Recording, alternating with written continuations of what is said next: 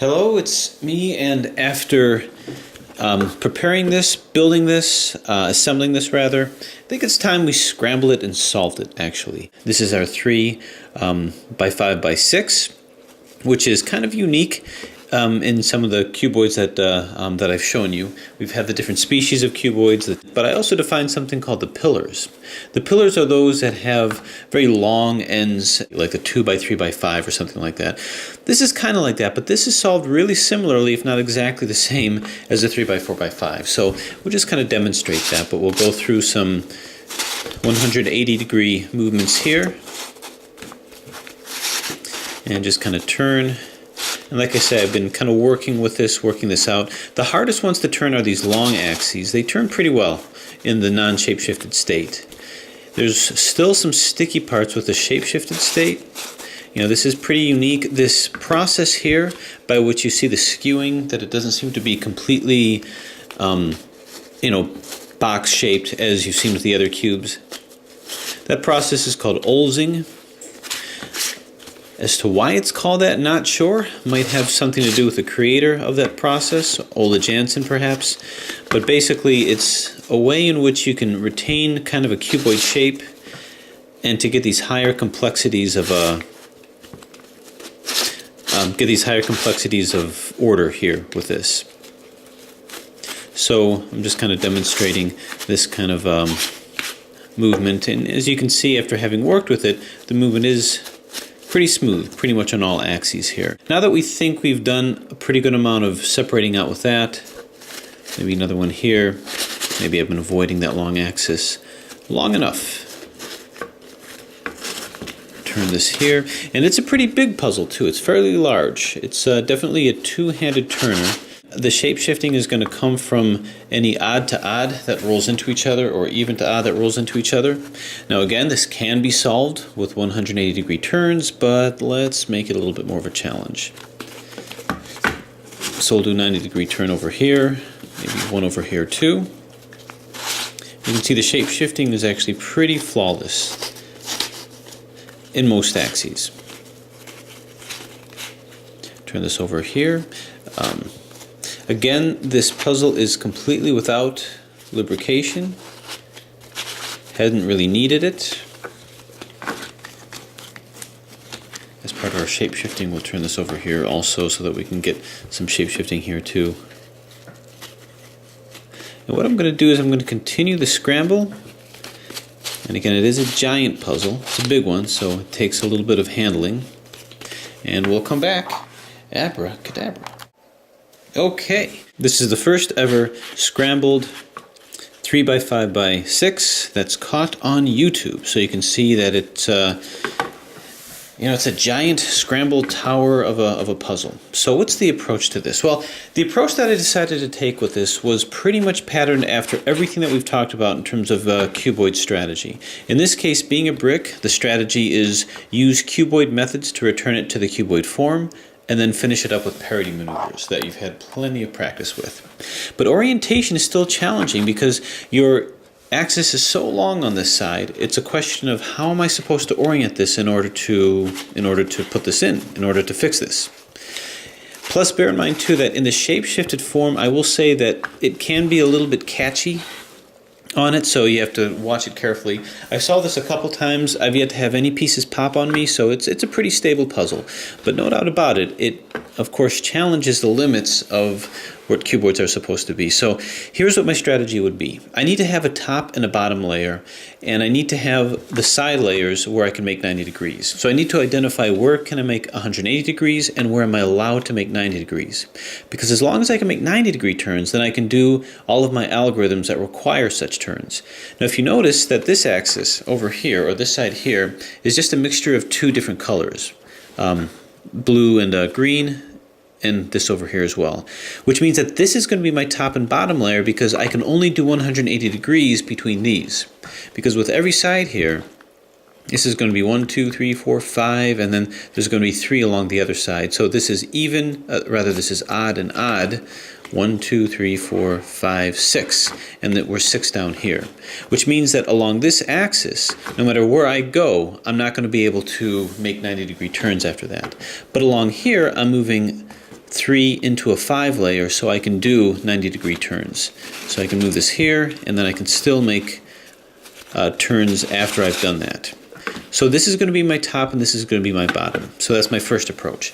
Second approach is to say, okay, what about centers? We have to get centers. Now the thing about this particular puzzle, because we're odd over here, at both sides, at both axes, 5 and 3, the centers are basically given to us. I know this is the blue side, and I know this is the green side.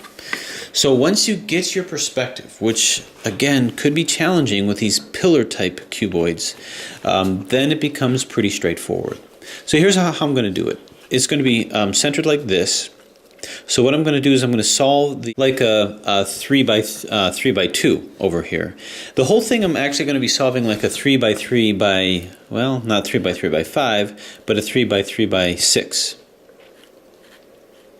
And the reason is because these extensions are going to be defined for the last layer. I'm thinking of these as the same. So these are extended pieces, and I'm going to define this really as one.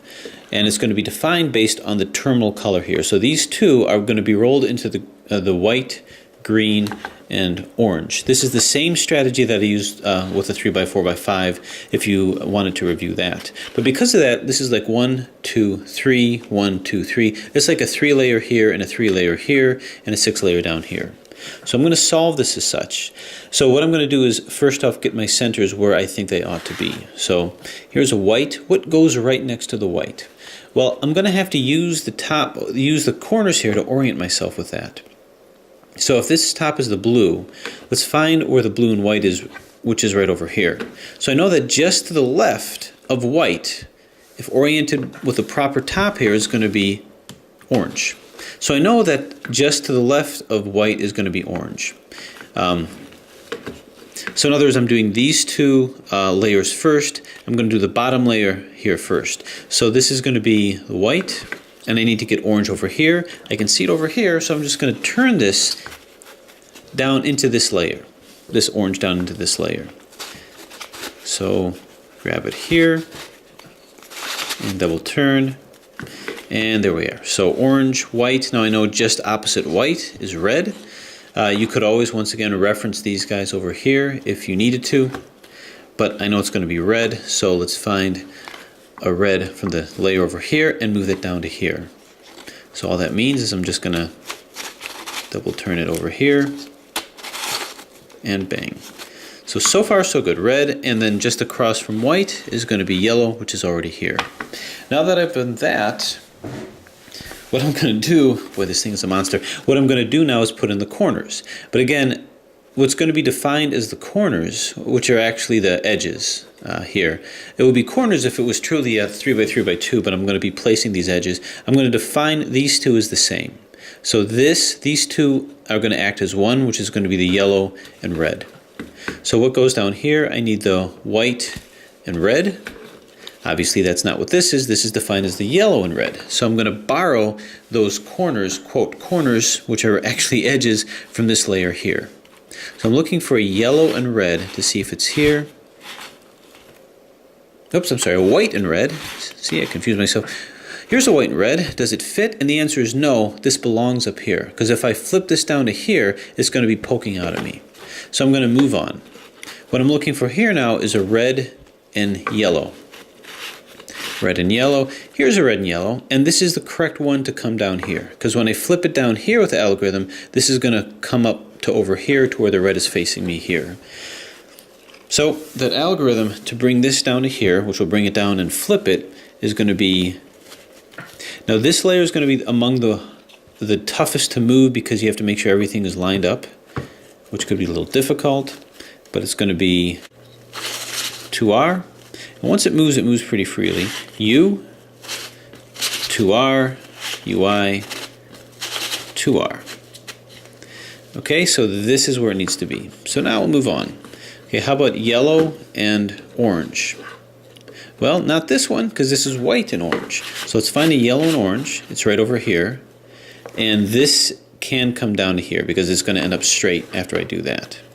So we're going to have, once again,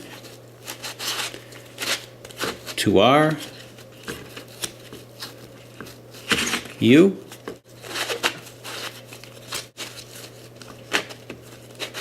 2R, UI, and 2R. All right, so we're good over here. So far, so good. Now yellow, yep, orange and white is in. Now we need the white and red, so don't be confused, that's not this.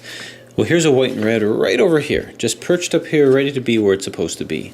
So, where it needs to be, 2R, U, 2R, UI, and 2R.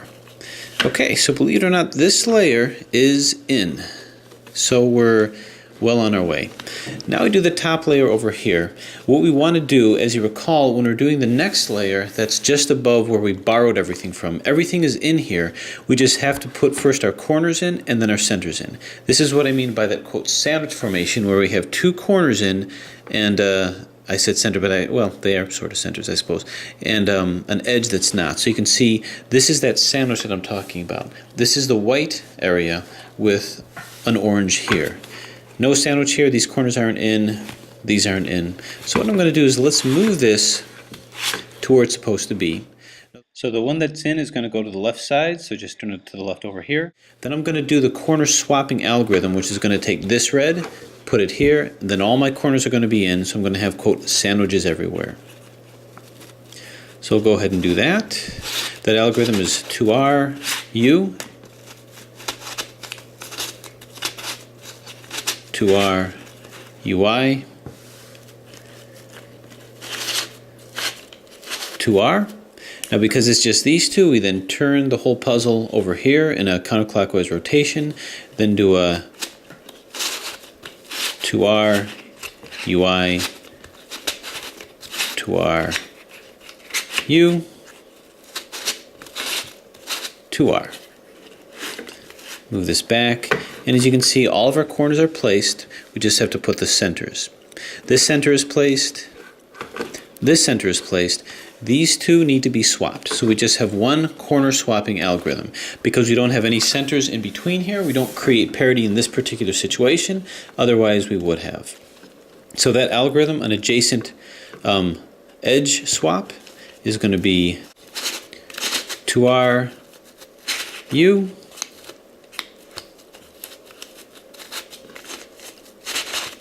2R, U, 2R, 2U, 2R, 2U, 2R, U, 2R, UI, and 2R. And we got it. So basically these two layers are in. They're where they need to be. We don't worry about these guys. That's all going to be fixed with all of the parity algorithms that we've been talking about. So now we transition. This is now our middle layer. So we've now converted this into a 3x3x5. Because now we have 1, 2, 3, 4, 5. These are now going to be rolled together.